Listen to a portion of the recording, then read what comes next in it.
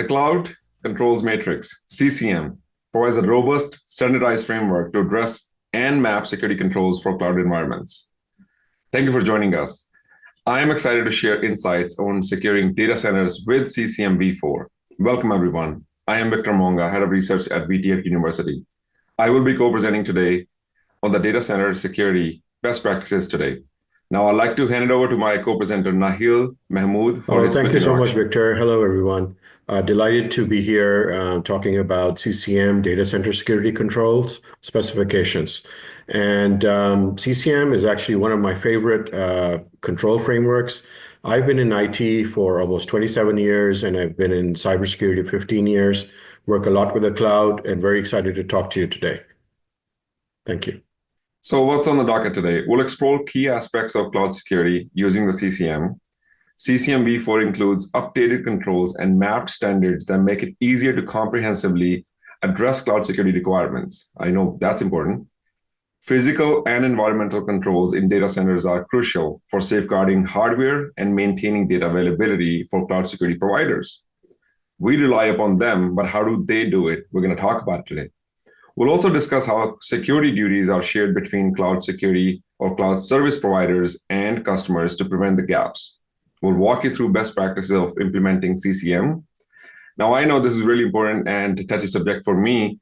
Continuous monitoring, we'll talk about that. Regular reviews for essential and ensuring ongoing adherence to CCM controls. We'll wrap up and conclude with the major key takeaways, what we have learned today, and steps you can take next to effectively leverage CCM v4 in your organization. Let's jump in. Now, this is the one question someone asked me when I started on the journey of CCM v4. I'm going to pose that to you as well. Are you confident that your current cloud security framework covers every critical control you need, and especially if you have multi-cloud environment? Well, the Cloud Controls Matrix v4 aims to fill any gaps, ensure comprehensive coverage for cloud-based environments. And we're going to talk about that today. For those who are new to CCM, let's talk about it. What is Cloud Controls Matrix? I want to thank all of the cloud customers, providers, assurance. I think more than over 700 of the key stakeholders' inputs were actually considered. They help ensure the CCM reflects real-world demands and industry best practices. Not only CCM actually provides all of that guidance from the experts, CCM v4 aligns with global standards like ISO 27001, NIST Special Publication 853, PCI DSS, GDPR, you name it. And what does that do?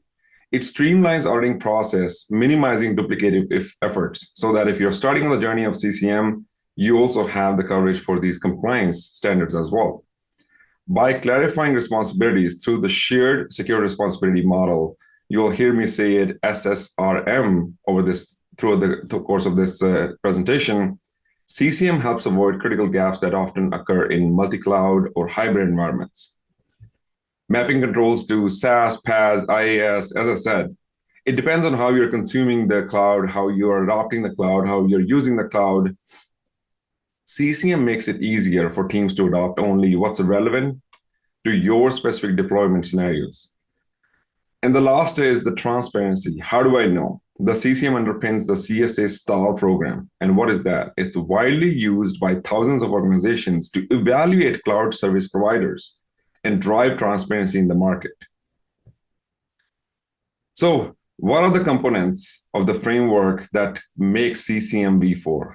It covers a wide range of tools and resources, including controls applicability matrix. I often call this as CAM, implementation guidelines, auditing guidelines, to address various aspects of cloud security. All of this is really important when you are actually starting your journey of cloud security, or you're maturing your journey in cloud security. Core controls and the cake standardize security expectations and streamline assessment across diverse cloud environments. Again, all of these are really helpful when you are actually looking at the cloud from an objective view, but outsider, not as a vendor, or not actually looking at through the lens of a vendor. CCM v4 also includes CCM Lite, SSRM guidelines. Mapping provide really flexibility, clarity on shared responsibilities. And that's what's really important. Sometimes You look at the contract from cloud provider and you don't know the blurry lines. What does actually cloud responsibility? What is my responsibility? A lot of us have made some of those mistakes. We are lift and shift. We moved everything from on-prem data center a decade ago to cloud, but we lost that. Who owns what? CCM gives you that clear visibility and helps you actually keep it on track. Alignment with major compliance frameworks, as I said.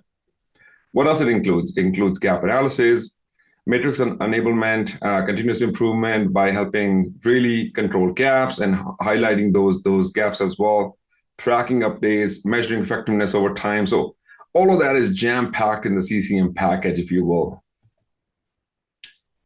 How many domains? That's the most common question. Well, the CCM v4 comprises 17 security domains with 197 controls, covering everything from application security to identity and access management. These domains help ensure clarity on control ownership, architectural relevance, and organizational needs across the entire cloud stack. Well, moving on to specific DCS, domain control, where we are here today.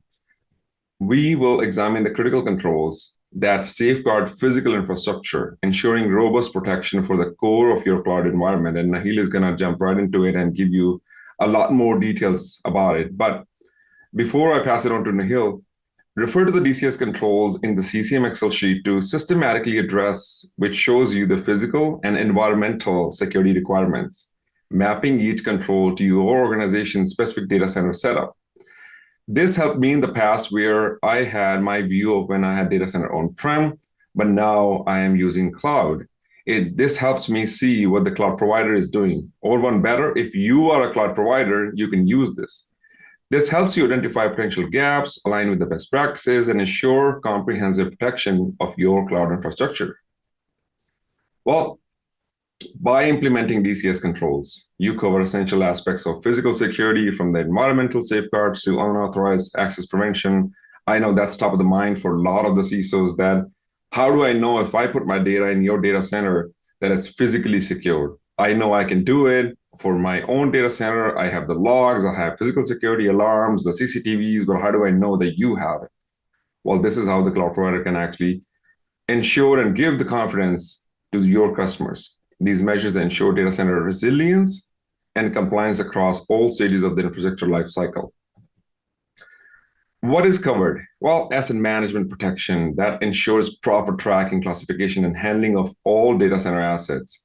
Physical and environmental security, I talked about it, protects facilities through controlled access points, surveillance, environmental safeguards, the standard things that you would do, but this has a good structure. This gives you that control checklist, if you will. Access control and authorization, that's top of the mind for everyone. Prevents unauthorized entries and ensures robust monitoring of physical access to critical systems. And Nahil is going to talk about that. Secure equipment handling and disposal. Well, just because I had the data and I deleted it, or I didn't delete it, but I retired the server, are you managing the safe transport, movement, and disposal of sensitive IT assets? This covers that. And last year is infrastructure resilience and utility security, where we talk about power, cooling. That's important. If there's no power or cooling, how am I running my data center serving my customers? To really prevent the disruptions and maintain uptime. Here we talk about the shared security responsibility model, again, SSRM. This really clarifies the vision and the division of security responsibilities between the cloud service provider and the cloud customers.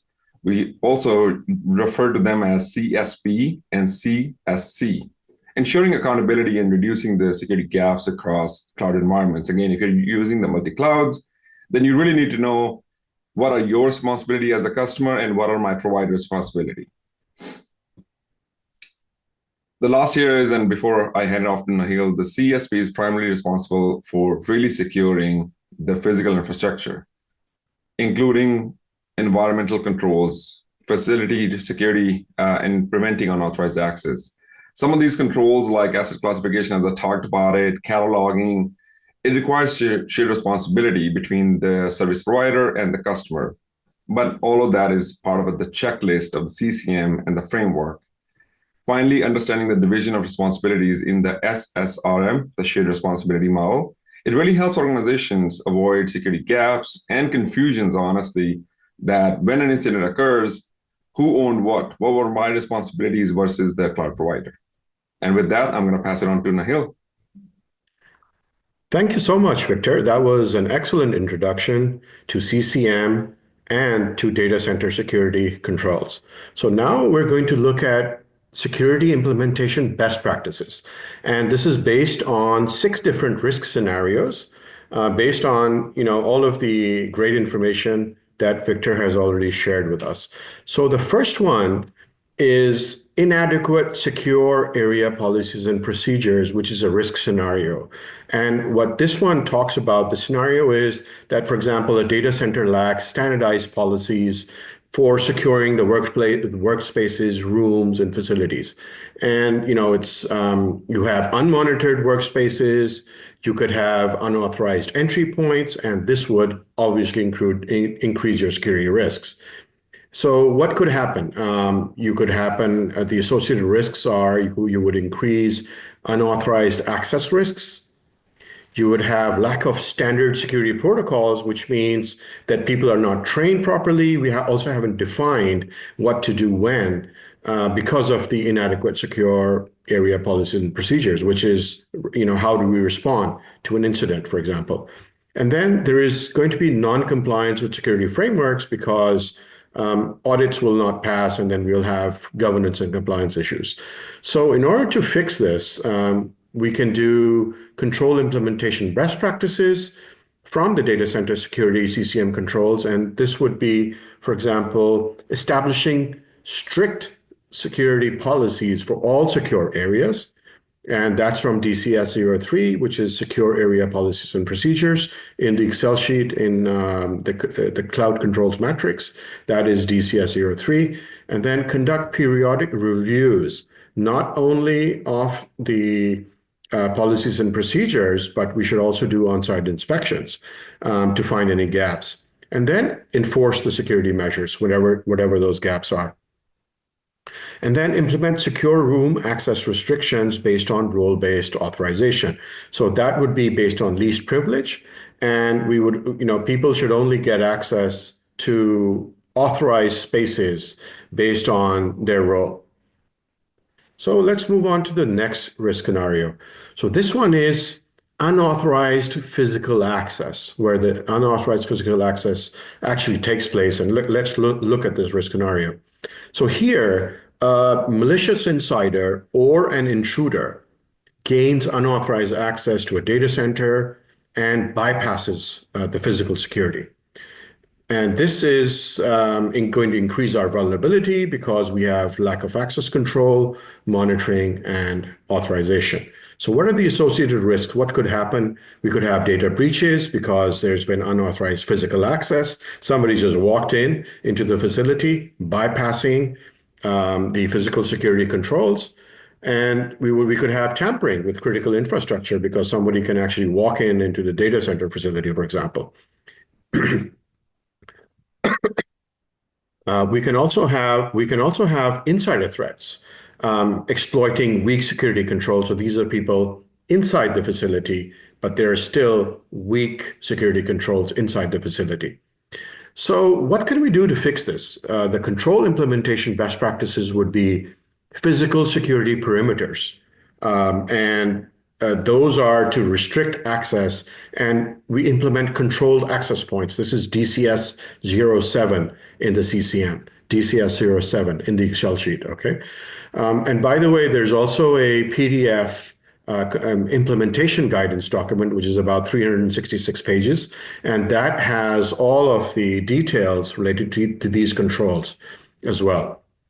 So when you're studying the controls, you can actually look at the PDF implementation guidance, or you can look at the Excel sheet, which has a number of tabs, and there's lots of details there.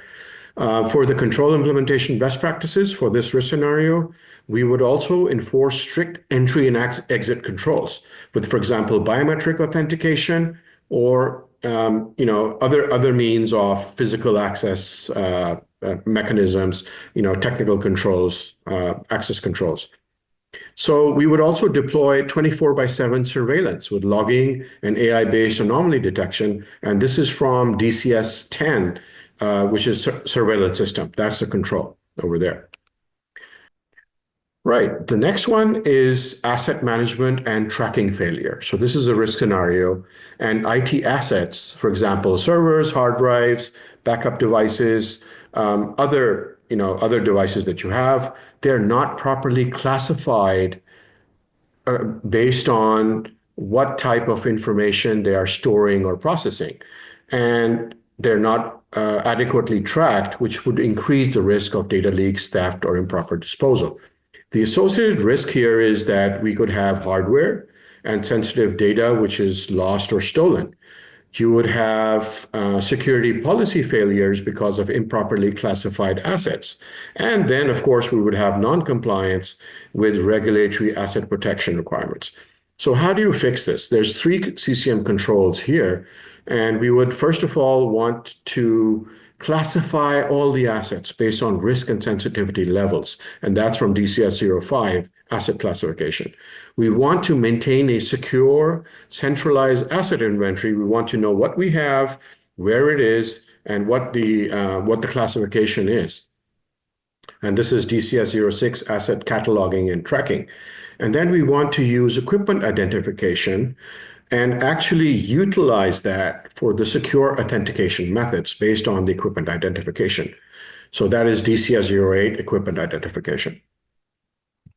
We move on to the next risk scenario, which is unsecured equipment disposal and transfer. And this one is very important because we would have sensitive data, we would have confidential data, and when equipment is moved, we want to make sure that our data is not leaked and is there's no unauthorized access to that data.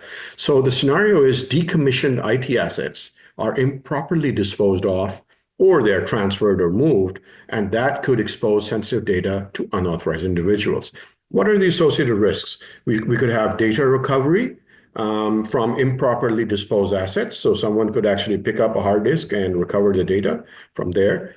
You could have unauthorized access to confidential enterprise information, like I just mentioned. And again, this is a regulatory non-compliance issue because you could have, for example, personally identifiable information, PII, which is sensitive data and needs to be protected, or you could have protected health information, PHI, under HIPAA, and that needs to be protected. And unfortunately, we would have data which goes into the wrong hands here. So what do we do to fix this? Control implementation best practices. What we can do is that we can use secure disposal methods, of course, which would include, for example, data wiping, degaussing, physical destruction, which is from DCS 01, off-site equipment disposal policy and procedures. And here we're emphasizing that you not only need the policy and procedure for off-site equipment disposal, but we need to implement that as well.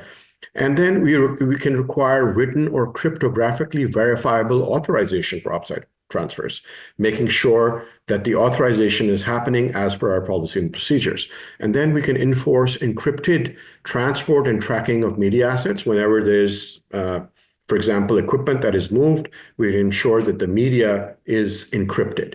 And that would be under DCS 04, Secure Media Transportation Policy and Procedures. Okay, now we have the next risk scenario, and this is environmental and utility failures. And this is such an important one because there are statistics that most of the outages that happen in data centers are because of utility failures, for example, and environmental failures can be a big contributing factor as well. So here the scenario is we can have a power outage, an HVAC failure or infrastructure malfunction, which disrupts data center operations, and simply you have downtime and potential data loss, of course, and you can lose customers and you can lose revenue. So what's the associated risk? Business continuity failure because of, for example, environmental hazards, unplanned downtime, which can affect cloud service availability. And then we can have infrastructure damage, for example, power surges, flooding, God forbid there's an earthquake or any type of, there's a tornado that can damage our equipment and facilities. So what are control implementation best practices here? First of all, because the cable protection, DCS 12, cabling security, it talks about both power cabling and telecommunication cabling. So since we're trying to protect utilities, we have to protect the cables as well. So we would implement cable protection against interception, interference, and damage, and those are both telecom cables and the utility cables, the power cables.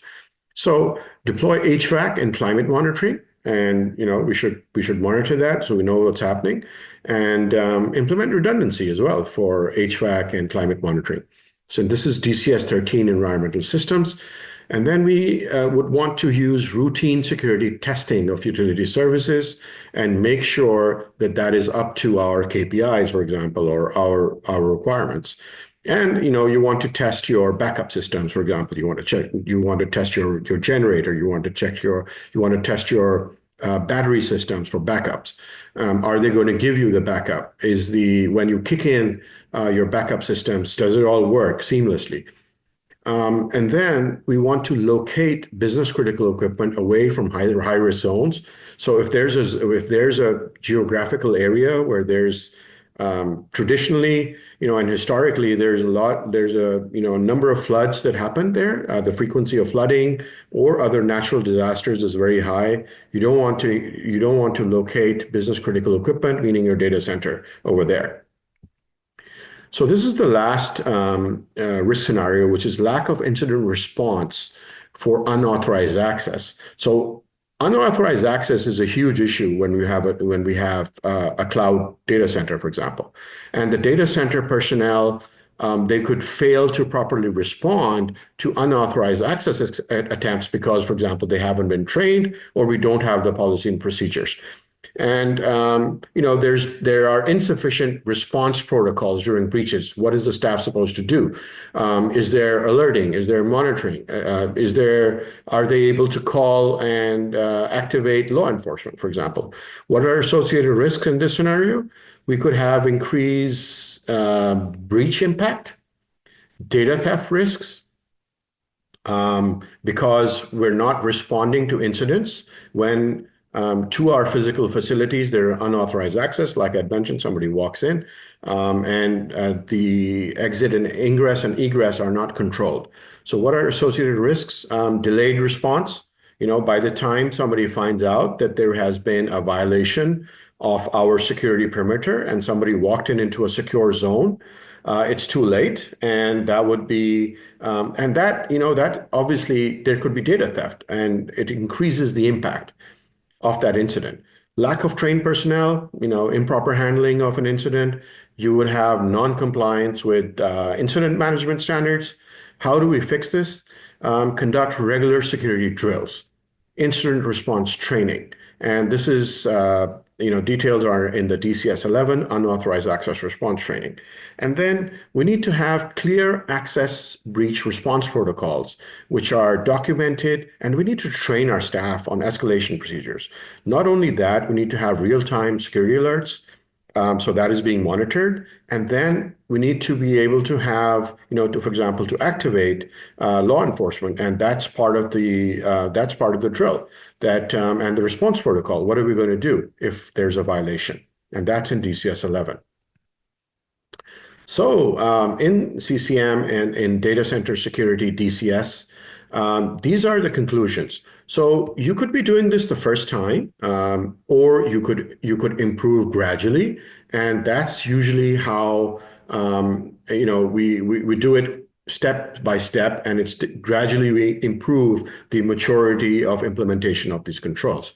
And you can leverage CCM mappings, because you could have multiple frameworks in your organization. Victor just mentioned, we could be implementing PCI or ISO 27001 or some NIST standards, and CCM mappings in the Excel sheet and in implementation guidance. It will tell you which CCM controls map to the other controls in other frameworks like ISO 27001, which is absolutely phenomenal work, and that makes life really easy for us. And then we want to also understand the cloud service provider and cloud service customer security responsibilities, what they are, and how that's going to affect the cloud implementation. And then we have, we also suggest that you should do implementation assessments with your cloud service provider because you want to answer the consensus assessment initiative questionnaire, which is a CAIQ. And these are simple yes or no questions which help us to assess that to what extent are we complying with the CCM controls.